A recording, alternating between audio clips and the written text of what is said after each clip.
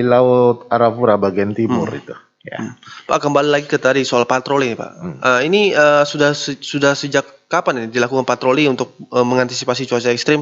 Kemungkinan ada nelayan yang memang terpaksa harus melaut walaupun ada cuaca ekstrim gitu, Nah, gini. untuk memantau mereka begitu, Pak. Kita juga mempunyai sarana kapal yang tidak terlalu besar ya. Kita paling besar itu C1 dengan panjang kurang lebih 25 meter. Kalau kita menghimbau kepada masyarakat untuk tidak melakukan melaut dengan cuaca ini, kita pun dari Sama. polair sama tidak melakukan pelayaran. Itu kan membuat risiko kita sendiri juga. Jadi belum ada armada yang memadai, Pak, untuk melakukan pemantauan atau patroli hingga berapa mil dari... Kalau yang tadi diutarakan tadi kalau sekitar 4 sampai 12 mil dari pantai ya. Ya. Kita masih melakukan. Yang tadi yang sama Dengan tinggi gelombang yang sedang itu, Pak? ya Masih masih bisa. Tapi kalau Sudah tinggi nggak bisa? ini kan tadi jika saya katakan tadi 125 sampai 250 meter. Bukan berarti kita begitu yang jaraknya 0 sampai 4 mil itu kan masih rendah itu. Yang dimaksud ini sampai 2,5 itu yang di tengah. Yang dimaksud saya di situ. Jadi kita bisa masih melakukan patroli itu, menghimbau itu, misalnya gini, kita melakukan di bawah 4 mil, tidak ada orang itu berlayar tuh langsung di tengah, tetapi dia kan dari tepi naik. Nah, begitu kita menemuin langkah kita, pertama kalau kita itu kapalnya itu yang 10 GT ke atas, bisa kita layak, paling kita melakukan pemeriksaan. Apa yang kita lakukan pertama? Kalian melakukan berlayar, mencari aktivitas ini yang resmi. Misalkan kita tanya, ada surat izin berlayarnya enggak yang dikeluarkan dari Sabana? Seandainya tidak ada, mereka kita suruh balik. Sebenarnya itu sudah melanggar kalau dia melakukan karena menyangkut keselamatan. Di Undang-Undang Pelayaran itu sudah ada. Tapi bagi mereka yang kapalnya tidak menggunakan surat izin berlayar karena GT-nya di bawah 10 kan tidak perlu itu, maka mereka kalau begitu keluar paling kita melaksanakan himbauan jangan terlalu jauh. Dia melakukan aktivitasnya sehingga tidak mengganggu. Jadi kalau ada cuaca buruk tiba-tiba angin dia cepat bisa kembali. Itu yang langkah-langkah yang kita lakukan. Selain kita melakukan penyuluhan pada masyarakat yang harus secara di pesisir yang dilakukan anggota guna menekan risiko kecelakaan yang ada di wilayah perairan. Oke, saya kembali ke Pak Reki. Pak Reki, dari di Sub Papua sendiri, apakah ada seperti kegiatan inspeksi mendadak begitu baik itu di pelabuhan atau di bandara untuk mengecek kesiapan armada atau transportasi yang akan beroperasi begitu, Pak? Misalkan pesawat ataupun kapal. Baik, kami sudah koordinasi dengan instansi teknis yang terkait. Khususnya untuk yang di bandara sampai dengan hari ini masih normal, penerbangan normal semua. Dan kalau informasi untuk keadaan cuaca itu kami kembalikan kepada operator masing-masing. Nah, tetapi yang jelas sampai hari ini penerbangan normal, baik dari luar Papua maupun intra Papua. Kalau untuk laut, Pak? Untuk laut kami juga sudah koordinasi itu normal seperti biasa. Karena yang dibilang pelayaran untuk ini kan kapal-kapal besar. Itu masih normal seperti biasa. Oke, Pak, untuk ini kan informasi mengenai cuaca ini juga kan penting diterima oleh seluruh masyarakat di wilayah Papua, khususnya para nelayan kita. Nah, dari di Sub sendiri, apakah juga istilahnya selain mereka bisa mengakses sendiri informasi itu di BMKG, artinya ada upaya dari di Sub Papua juga untuk menyebarkan informasi mengenai cuaca ini kepada seluruh masyarakat wilayah Papua, khususnya yang sehari-hari bekerja sebagai seorang nelayan, begitu, Pak? Ya. Kami tetap memberikan informasi-informasi kepada masyarakat apabila mereka ingin bertanya, dan kami juga selalu mengupdate terus situasi cuaca lebih khusus dari BMKG.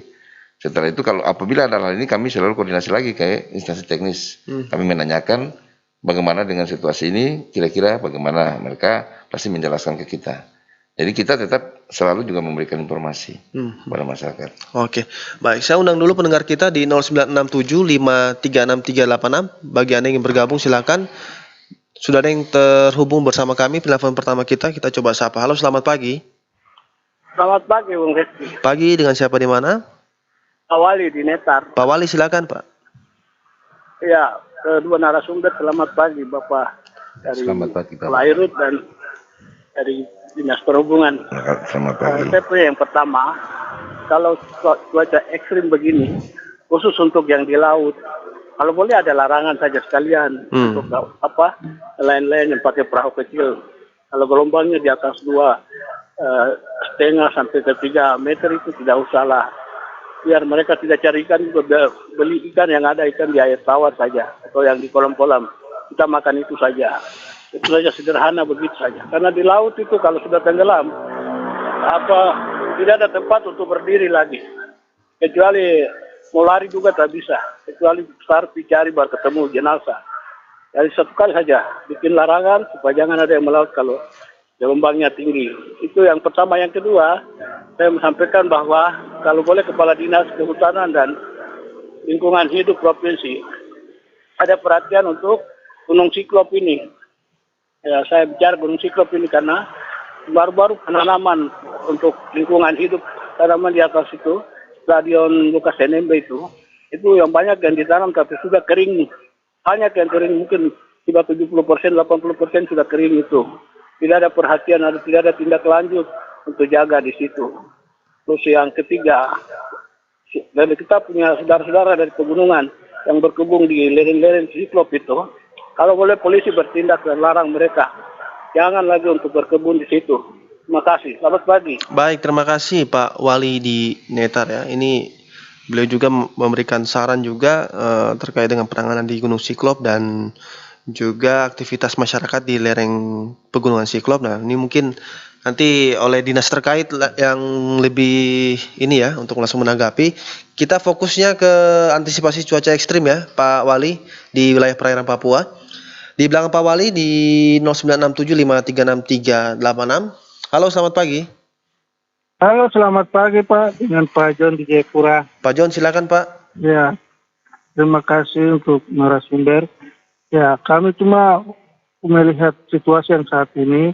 Kasihan, mungkin ada himbauan atau untuk masyarakat kita yang masih menggunakan transportasi lintas antar wilayah seperti Mambramo, Sarmi, terus Waropen, Cerui. Ada beberapa kampung itu aktivitas mereka selalu menyeberang.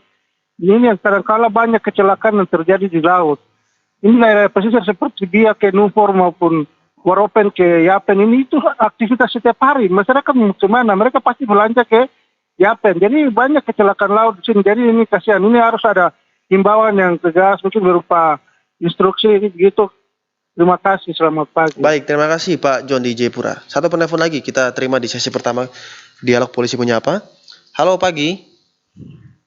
Indonesia Pro 1 RRI Jayapura. Bima Pati menyapa. Selamat pagi Bung Rizky. Selamat pagi Bung Bima Pati. Salam sehat Bung Rizky. Salam sehat. Silakan. Baik, kedua Bapak narasumber ada di Rut Pol Air ya. Iya.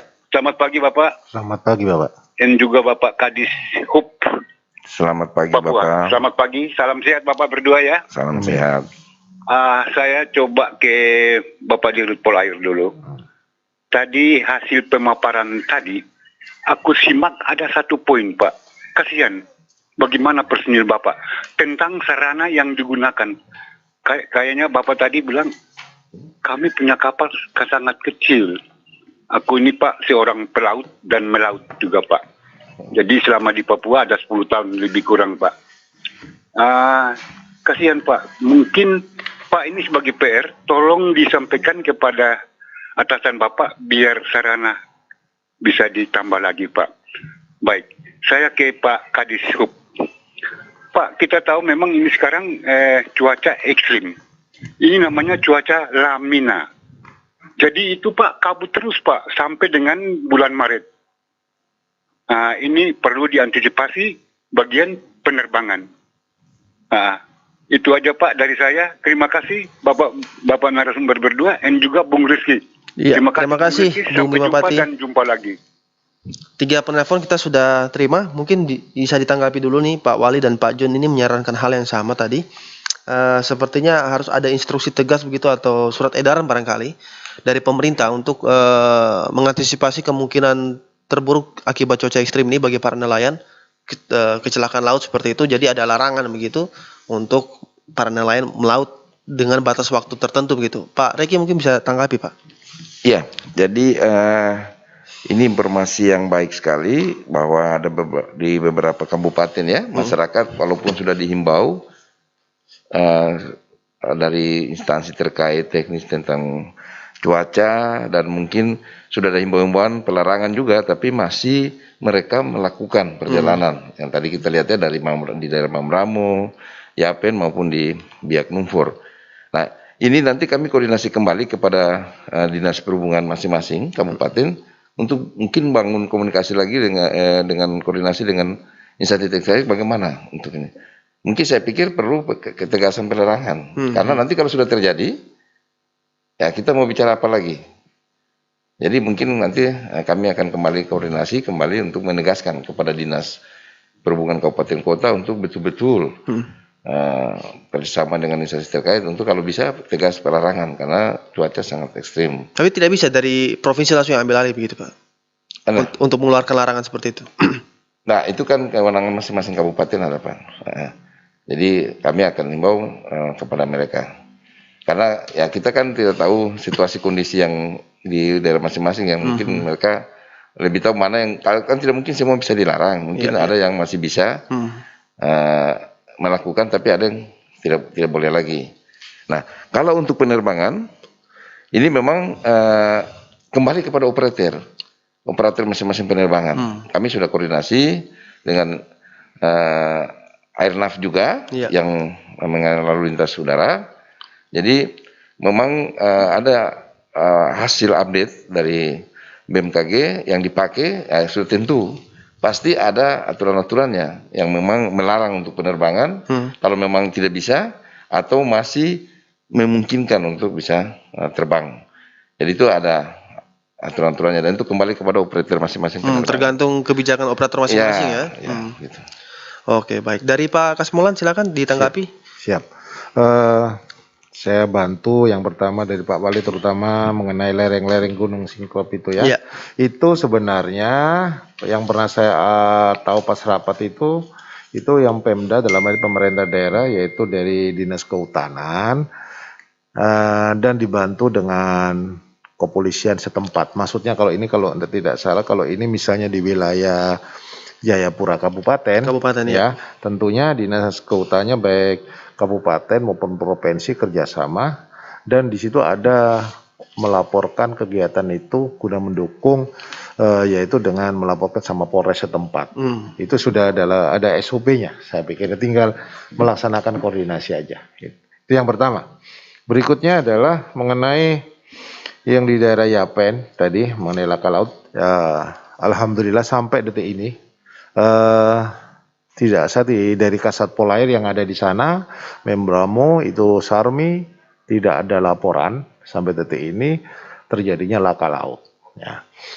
Itu berarti himbauan-himbauan kita ya tentunya didengarkan sehingga kejadian-kejadian yang tadi diutarakan sampai detik ini kita tidak alami dan mudah-mudahan tidak terjadi. Itu harapan saya. Sementara yang dikatakan tadi mengenai masyarakat kita, masyarakat nelayan. Masyarakat nelayan ini setahu saya keliling dari ujung barat Aceh, Sabang sana sampai sekarang di ujung timur.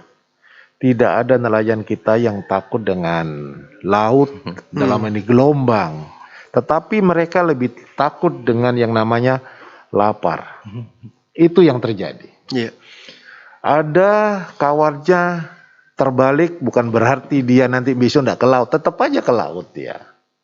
Cuma mungkin cuacanya kemarin berangkatnya ini yang dikatakan mesti ekstrim. Sebenarnya perlu ada pembelajaran ke kita untuk membedakan ini kesannya saat ini nih media misal mengatakan cuaca ekstrim. Sedangkan di dalam aturannya cuaca itu akan ada dibagi-bagi sampai 7 yaitu yang kita lihat di kategori gelombang ini di BMKG sudah dibagi menjadi 7 bagian. Yang pertama ini biar saya utarakan ini biar tidak sedikit-sedikit mengatakan ekstrim dari mengatakan ekstrim. Nah, pertama kondisi tenang. Kondisi tenang ini ya hampir tidak ada gelombang itu di tengah, terutama di pinggirnya itu 0,1 sampai 0,5 meter. Itu kondisi pada saat tenang. Sedangkan 0,5 sampai dengan 1,25 meter itu kondisi rendah. Masih aman kita untuk melakukan mencari ikan atau nelayan itu masih aman dari sampai batas 12 mil itu. Sedangkan kondisi sedang itu 1,25 meter sampai dengan 0,5 meter. Pada saat ini yang kita dapatkan di wilayah daerah Samudra Utara, yaitu daerah Biak, termasuk kita di sini Jabra, itu mereka punya dalam kondisi sedang. Jadi sedang ini untuk mereka masyarakat sampai 12 mil masih aman. Masih aman ya. Untuk melakukan pencarian ikan. Sedangkan dari ini ada lagi yang namanya 0,25 sampai 4 meter. Ini sudah tinggi. Nah, tinggi ini sudah kalau di lampu lalu lintas ini sudah mulai kuning ini, ya. Nah, terus ada lagi 4 sampai 6 meter. Ini sudah dikatakan sangat tinggi. Sedangkan 6 sampai dengan 9 ini yang dikatakan ekstrim. Nah, kalau sudah gelombang 6 sampai 9 ini yang dikatakan ekstrim ini, walaupun ini yang dikatakan tadi pelayaran antar pulau, misalnya dari Jayapura ke Membramo ke Sarmi itu kapal-kapal feri itu, saya pikir selama ini setahu saya seandainya sudah ada ini, mereka pasti tidak diterbitkan surat berlayar. Karena ini sangat membahayakan, baik terhadap kapal maupun terhadap awak atau penumpang yang di ini. Dan yang terakhir adalah sangat ekstrim, yaitu 9 sampai dengan 14 meter. Nah, ini ya kapal gede apapun kalau sudah kayak gini, saya pernah alamin juga. Ini yang pernah yang tinggi aja. Waktu saya di daerah Bengkulu, kapal itu tidak jalannya ke depan, walaupun sudah ada kecepatan karena ada gelombang angin itu malah mundur kita, karena kalah kecepatannya. Ini yang perlu saya sampaikan. Sedangkan tadi yang terakhir dari Pak Iman tadi mengenai sarana, memang kita ada aturannya Pak di sini. Polda punya batasnya, punya kapal tidak boleh melebihi dari 28 meter. Jadi kita punya yang paling besar yang terakhir cuma 27 meter. Nah, kapal yang lebih besar lagi di atas 28 sampai 70-80 itu yang dimiliki sama kapal Mabes Polri. Nanti kalau kita seperti kemarin ada kejadian tahun 2019, kejadian di sini ada ini dan itu kerusuhan, misalnya ada minta perbantuan untuk keamanan segalanya, kita minta kapal BKO. Nah, yaitu seperti kemarin kita di Dok 2 sandar itu sekitar kurang lebih 65 meter dan dia kapal itu ada sarana juga untuk evakuasi karena di atas kapal itu ada landingnya helikopter. Jadi karena jumlahnya juga kapal itu terbatas, jadi skala prioritas mana Polda yang memerlukan pasti di BKU-kan. Di samping itu dukungan operasionalnya sangat tinggi sehingga semua itu kalau kita yang besar-besar itu kapalnya semua dikendalikan oleh pusat. Sama lah seperti perhubungan juga punya kapal, tentunya ada batas-batasnya itu. Yang punya kapal yang paling besar dinas perhubungan yang ada di pusat Jakarta. Nah itu yang mereka BKU kan ke daerah-daerah yang memerlukan. Mungkin itu yang bisa saya sampaikan. Baik, kita akan lanjut lagi dialog kita. Kita nantikan 0967536386 tapi setelah pesan-pesan yang berikut ini. Adalah alam. Aku telah ada lebih dari jutaan tahun. Aku tidak terlalu membutuhkan manusia. Manusialah yang membutuhkan aku. Hanya saja manusia terlalu sombong, mengacuhkan aku dan merusakku. Hutanku gundul, lautanku penuh dengan sampah. Sungaiku tercemar. Bahkan keluargaku diburu untuk dibunuh. Aku tengah menderita, menanggung akibat dari apa yang telah dilakukan manusia. Aku adalah sumber kehidupanmu. Lindungilah aku sebelum semuanya terlambat.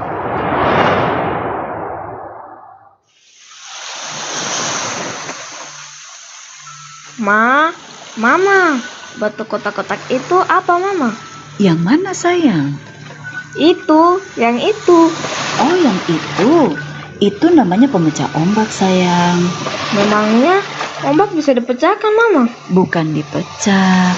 Kalau air laut naik, biasanya kan menghantam pesisir pantai. Rumah-rumah bisa jadi rusak. Nah, kalau ada penahan ombak, maka daratan bisa menjadi aman. Oh, gitu ya, Mama.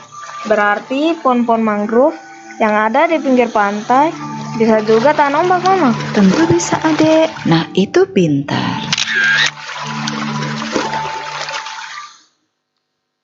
Baik, kita kembali lagi dalam dialog Polisi Menyapa, Kamis 11 Februari 2021 bersama Dirpol Airut Polda Papua Kombes Pol Kasmolan dan juga Kadis Perhubungan Papua Pak Riki Ambrau. Kita nantikan 0967536386 untuk sesi kedua kita. Halo, selamat pagi. Ya, selamat pagi. Pagi, dengan siapa di mana? Dengan Pak Joni di Doklapan. Pak John, silakan Pak. Selamat pagi buat kedua narasumber. Selamat pagi, Pak. Dengan dari Polair dengan Perhubungan. Selamat pagi. Selamat pagi kedua Bapak yang baik. Saya langsung saja. Pertama-tama yang saya ingin sampaikan kepada kedua Bapak, mungkin saya melanjutkan dari Bapak yang tadi disentani, Pak Wali, untuk masalah hutan. Ada orang-orang yang buat kebun atau apa di hutan sana sampai membuat hutan itu jadi gundul, hancur, mengakibatkan ada erosi dan lain sebagainya. Mungkin kepada pemerintah daerah dalam hal ini, kota dan kabupaten provinsi juga, supaya mengeluarkan satu surat atau aturan yang agak keras kepada oknum-oknum orang-orang yang tidak bertanggung jawab, buat kebun sembarangan, tinggal di tempat sembarangan, membangun rumah, buat kebun sembarangan, akhirnya bisa ada erosi dan lain sebagainya. Pemerintah harus melihat hal ini. Kedua, untuk masalah cuaca ekstrim yang ada di laut, mungkin instansi terkait, dalam hal ini Polair dan Perhubungan, mungkin menghimbau kepada masyarakat, terutama yang ada di daerah Dok 8, Dok 9, terus Hamadi, daerah pesisir, dan terutama yang ada di Papua ini, cuaca yang tidak bersahabat sekarang, mungkin dihimbaukan kepada masyarakat, terutama masyarakat nelayan, supaya jangan mengambil risiko untuk melaut dulu. Seperti yang tadi mungkin Pak Polair yang sampaikan bahwa nelayan itu kebanyakan mereka tidak takut sama ombak dan badai. Mereka lebih takut kepada perutnya lapar. Ya, itu bagi mereka yang punya prinsip istilah seperti itu. Tapi bagi saya, tolong dihimbaukan kepada masyarakat, mungkin hari ini atau besok bisa disampaikan ke masyarakat, mungkin lewat patroli laut, disampaikan kepada masyarakat yang ada di pesisir ini supaya jangan mengambil risiko untuk ke laut dulu. Kalau bisa hati-hati dan hitung nanti kalau cuacanya sudah baik baru bisa melaut. Mungkin itu yang perlu saya sampaikan. Baik. Terima kasih. Terima kasih Pak John di Dok 8. Kita terima lagi di belakang Pak John. Halo, selamat pagi. Selamat pagi Bung Rizky, pagi, selamat Bung pagi Pak Dirpol Air dan Pak Kadis Begini, saya kira peringatan dini dari itu BMKG itu faktor cuaca ekstrim ini, saya kira bukan hanya di laut saja, tapi kalau narasumbernya datang kemari untuk bicara di laut aja ya, kita masuk mau bicara mengenai darat ya, Sami Maun, Bodo Wae, kita buang air garam ke laut aja, percuma. Jadi sebenarnya cuaca ekstrim itu bukan berlaku untuk di laut saja, di darat juga ada. Sebab itu semua terjadi banjir dan lain sebagainya itu gara-gara kita punya ulah. Jadi ya kalau memang narasumbernya hanya dari air, perhubungan dengan dari Dirpol Air, ya saya no comment. Terima kasih, selamat pagi. Baik, terima kasih Bung Yeri. Di belakang Bung Yeri kita terima 0967536386. Halo, selamat pagi. Selamat pagi. Pagi dengan siapa di mana? Dengan Pak Manuel di Kota Raja. Ya, silakan Pak. Ya. Tadi saya dengar dari Pol Air tidak singgung tentang pantai-pantai di mana masyarakat sedang berwisata. Dengan cuaca ekstrim ini, beberapa waktu lalu saya di Pantai Holtekam, saya lihat ombaknya sangat tinggi. Dan itu berbahaya bagi orang-orang yang mandi-mandi di pantai bisa diseret ke laut. Terus yang berikut, saya perhatikan juga pantai itu sudah habis, kena abrasi. Tinggal berapa meter saja sudah hutan bakau di darat. Aduh, sayang sekali pantai yang begitu indah itu. Ya seorang selfie dari Gunung Jokowi ini untuk pantai yang begitu indah. Yang kedua, khusus untuk dinas perhubungan ya. Saya pikir dinas perhubungan tidak bisa untuk lempar tanggung jawab kepada kabupaten. Karena mereka juga mempunyai keterbatasan.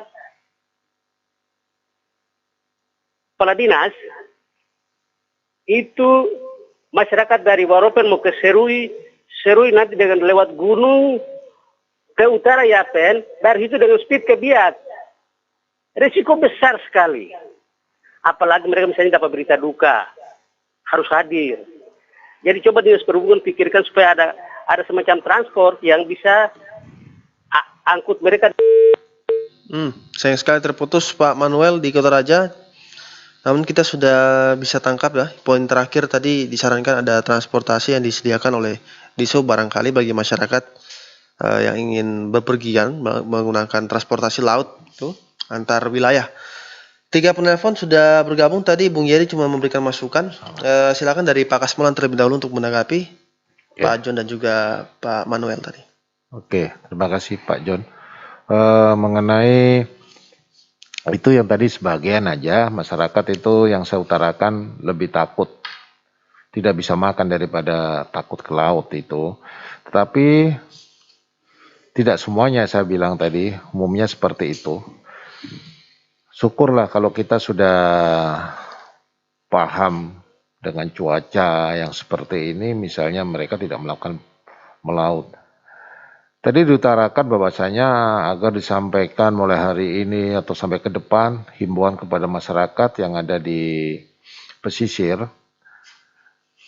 Sebenarnya hal ini sudah kita lakukan, bukan mulai daripada hari ini atau beberapa minggu yang lalu semenjak kita dapat informasi dari BMKG. Kita sudah melaksanakan himbauan-himbauan itu kepada masyarakat, yaitu dengan mendatangi tempat-tempat titik awal mereka bergerak atau di pelabuhan-pelabuhan perikanan, yaitu atau di lingkungan masyarakat yang mata pencariannya mencari ikan di laut. Dan kita punya program, yaitu program Babin Kamtipmas itu, yaitu kita ada sosialisasi terhadap masyarakat dan ada program quick win-nya, yaitu dengan mengumpulkan masyarakat yang ada di sekitarnya, walaupun kegiatan ini tidak bisa menyentuh semuanya, kita sebulan sekali ada. Karena di dalam kegiatan ini, terutama nanti ini kita sudah ada rencana lagi bulan 2 ini, kita carikan masyarakat yang benar-benar yang membutuhkan, ya memang semua butuh tapi cukup banyak, yaitu mungkin kita menggunakan sarana yang ada itu dengan program quick win ini, yaitu adanya bantuan yang diberikan kepada masyarakat. Itu yang masih berjalan sampai sekarang. Jadi yang disarankan mulai hari sampai akan datang itu sebenarnya sudah kita laksanakan berminggu-minggu yang lalu, itu sudah kita laksanakan. Ya, kita bersyukur sampai detik ini, hari ini kita dari Polri tidak ada laporan tentang kejadian laka laut atau akibat daripada cuaca yang saat ini. Itu yang dari Pak John Dok 8. Terus saya membantu mungkin nanti dari Dinas Perhubungan yang setahu saya dari pihak swasta ini dari Bia ke Yapen itu ada yang namanya kapal setahu saya. Kebetulan pemiliknya itu ada koordinasi dengan kita dalam hal ini dia ada usaha seperti itu sehingga kalau ada kejadian-kejadian dia laporkan ke kita sehingga tidak seharusnya semuanya itu pemerintah harus memiliki sarana kapal-kapal yang ada, tetapi di sini kan ada instansi, maksud saya ada pihak ketiga yang membantu swasta seperti kita lihat kapal-kapal pelayaran kontainer ini bukan punyanya pemerintah, melainkan swasta. Nah, begitu juga di sana setahu saya ada kapal penumpang itu yang antar pulau. Jadi kalau saat ini dikatakan saat ini cuacanya masih dalam kondisi sedang, mereka masih berlayar, tidak masalah tentunya.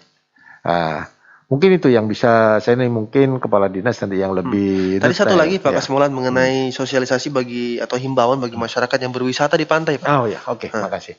Jadi gini, itu sebenarnya ada beberapa kalau di polisi ada yang namanya Direktorat PAMOVIT, pengamanan objek vital. Objek vital ini bukan berarti harus yang mereka amankan tunggu doa pemerintah, enggak. Dia salah satunya itu tempat wisata, ada bagiannya itu. Kalau di Bali itu jelas ada yang namanya polisi pariwisata. Nah, dia itu polisi pariwisata itu kedudukannya dalam sehari-harinya di bawah direktoratnya itu pengamanan objek vital di PAMOVIT. Nah, mereka sudah saya lihat itu di laporan di grup Polda itu mereka mendatangi pengusaha-pengusaha yang tempat usahanya ada di kafe-kafe pinggir itu sudah melakukan imbauan tiap sore.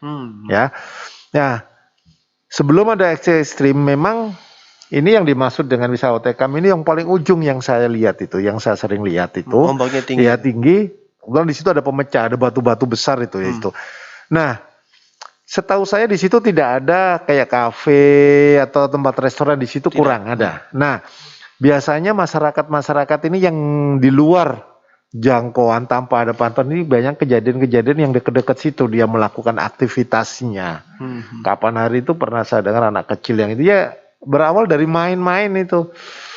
Ya bermain sama kawannya terus kawannya di sini enggak apa-apa, dia ikut-ikut, enggak tahu.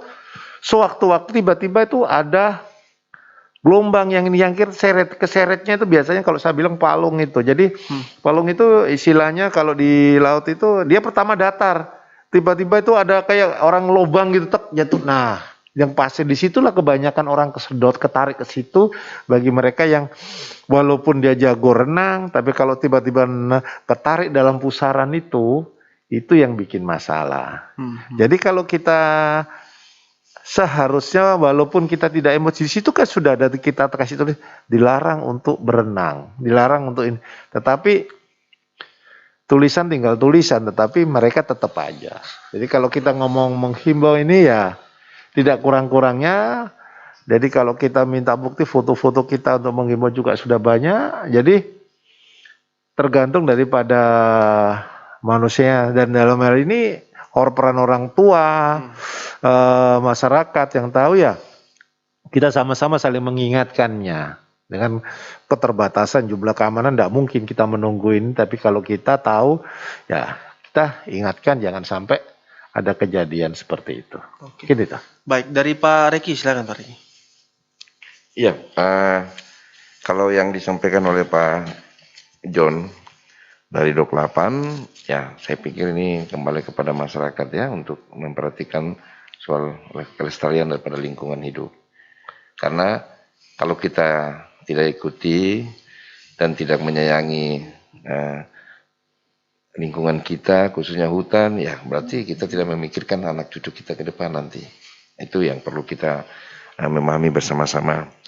Dan jelas kami selalu juga memberikan himbauan informasi kepada masyarakat untuk bagaimana memperhatikan selalu apa yang disampaikan oleh pemerintah dari instansi-instansi yang terkait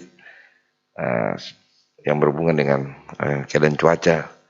Nah, untuk dari Pak Jerry tadi, maaf saya agak masuk sedikit, memang tadi Pak Jerry menyinggung bahwa ini hanya perairan. Ya. Padahal kita lihat cuaca ini kan bukan di laut saja, memang betul, di darat juga.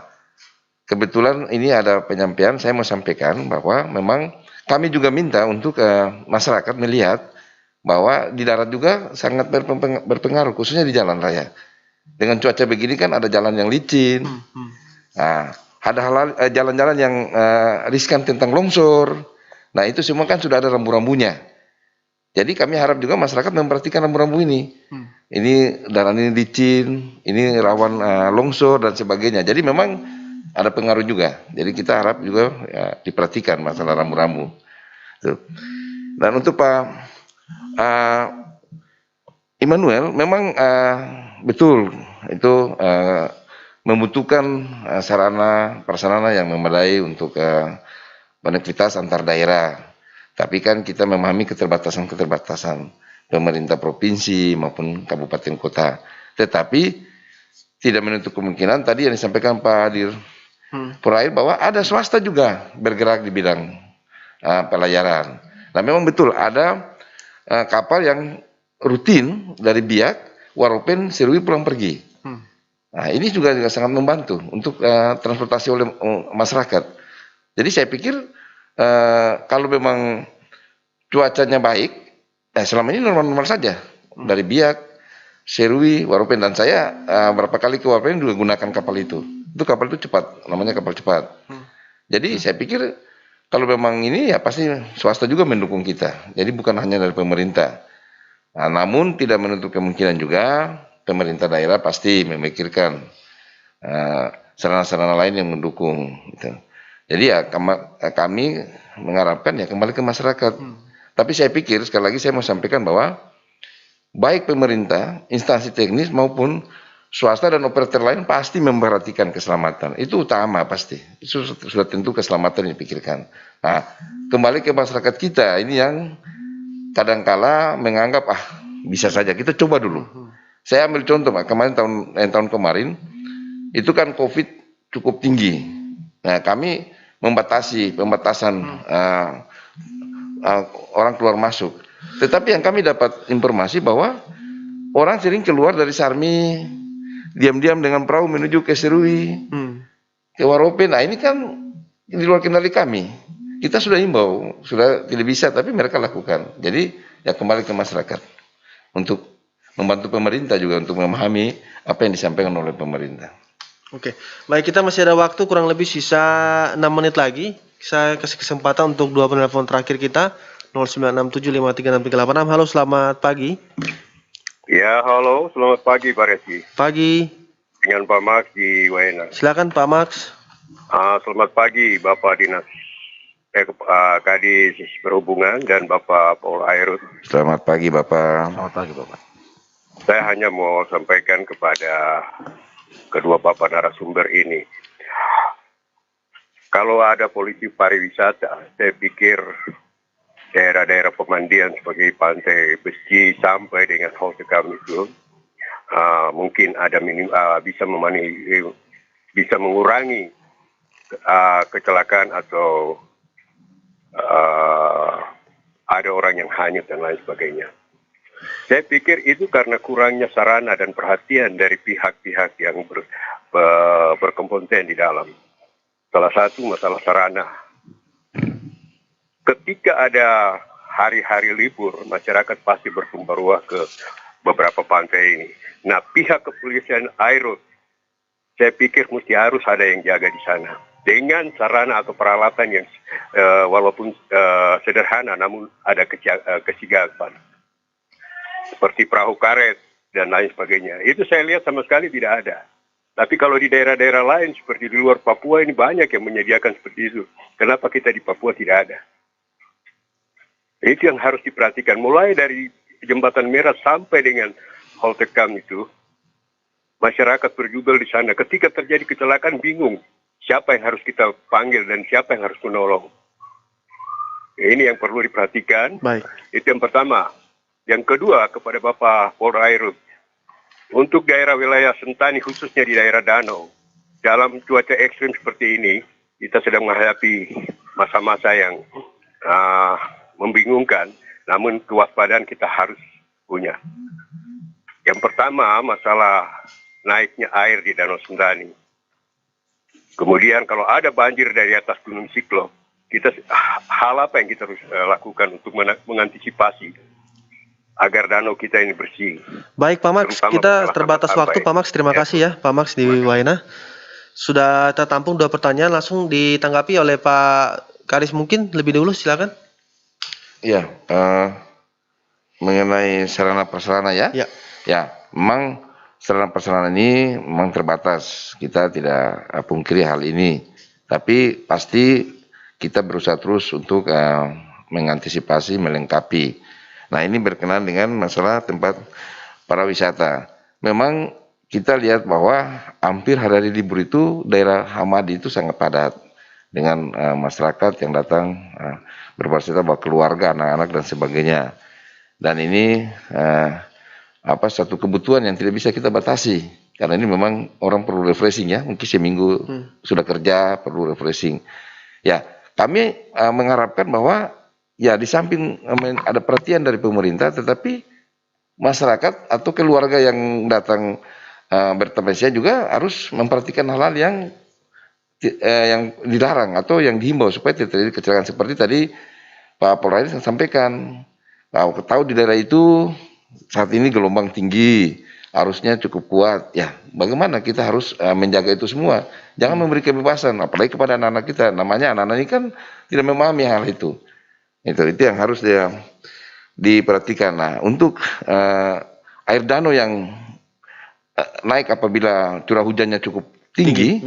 Ya, saya pikir ini apa yang membuat sampai terjadi hal ini? Berarti kita harus hati-hati tentang memperhatikan betul tentang kelestarian lingkungan. Ya, tadi ada beberapa penyampaian ya bahwa itu ada orang berkebun, mungkin penebangan hutan. Ya, ini yang mungkin pemerintah kabupaten mungkin kami harap juga agak tegas tentang hal ini. Baik. Dari Pak Kasmulan silakan Pak, singkat saja, waktu kita terbatas Pak. Ya. Mengenai ini sudah ada polisi pariwisata untuk di Polda Papua belum ada. Saya kembali lagi mengenai pengamanan yang tadi yang ada di Jembatan Merah seterusnya. Di sini di Papua ini sangat beda dengan yang daerah-daerah lain, terutama masalah tanah. Nah, kan sangat-sangat ini. Kita tidak bisa mendirikan seenaknya naruh perahu karet di pinggir pantai itu. Ya, beda dengan di daerah-daerah lain. Dalam hal ini tentunya saya minta tentunya partisipasi pada masyarakat yang punya wilayah atau tanah di daerah situ, yang dia punya bisnis, usaha, kafe. Tolong kalau mau kerjasama kita siap. Tadi Bapak mengutarakan tidak adanya sarana perahu karet, bukan tidak ada. Kita punya banyak perahu karet. Tapi kalau kita tidak mungkin perahu karet itu kita taruh di tempat pantai yang kehujanan, kepanasan. Itu rusak, Bapak.